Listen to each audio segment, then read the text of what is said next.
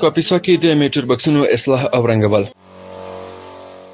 د کاپیسا برېښنا ریاست مسؤلین وایي د تیر یو کال په وروستیو کې د دې ولایت د برېښنا شبکې اړوند 3000 میټر بکسونه رنګ کړي او د پاتې میټر بکسونو د رنګولو چارې لا هم روانې دي. دو پروسه روان است. یکی که وایرینگ مکمل داخل صندوق چک میشه و تیمی که به عقب ازیا میان برای ازوا نامگذاری میکنه که اینی صنادیق وایرینگش مشکل داره، اینی صنادیق هم میترش مشکل داره و تیم عملیاتی معقب رنگمالی است و در فعلا تنها رنگمالی و پاککاری مکمل صورت گرفته و بخش تیم دیگه ما که از برای ازوا اطلاع میته لیست میگیره که اینی صنادیق ما مشکل داره. په دې منځ کې د میټر بکسونو اصلاح کول د کار یوه بله مهمه برخه ده. د کاپیسا ولایت په کچه د شاوخوا 80 پایې میټر بکسونو برېښنایي تجهیزات په مکمل ډول له 0 څخه پر 9 بدل شوي او له 80 پایو څخه زیات میټر بکسونه بیا اصلاح شوي دي. نگهداری از این کار ملت هم است و از نظام هم است. از ما که باید ملت دی بیشتر توجه داشته باشند چون مال خود ازیا است. د کاپیسا برېښنا ریاست تخنیکی کارکونکي له ښاریانو په ځانګړي ډول د دې ولایت د برېښنا پیرودونکو څخه غوښتنه کوي چې د برېښنا شبکې او میټر بکسونو ساتنې او څارنې ته ځانګړې پاملرنه ولري.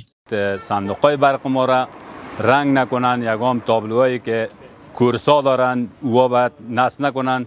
خب مردم تا جای بسیار خوب شده. سابق زیاف چی میکردن، صندوق‌ها را خراب میکردن، حال خوب شده. ان شاء الله که مشکل حل شده. د کاپیسا ولایت اوسیدونکي او د برېښنا شبکې پیرودونکي بیا د برېښنایي توکو او تجهیزاتو د ساتنې او څارنې په برخه کې د همکارۍ ژمنه کوي او د برېښنا له نورو پیرودونکو هم غواړي چې د برېښنا په شبکه او میټر بکسونو کې خپل سری لاسوهنه ونه کړي. وظیفه ماست که ما کوشش کنیم که از محافظت کنیم. خودسرانه در جین بکس ها دست نزنن، یک نفر اوگار نکنه، خراب نکنه.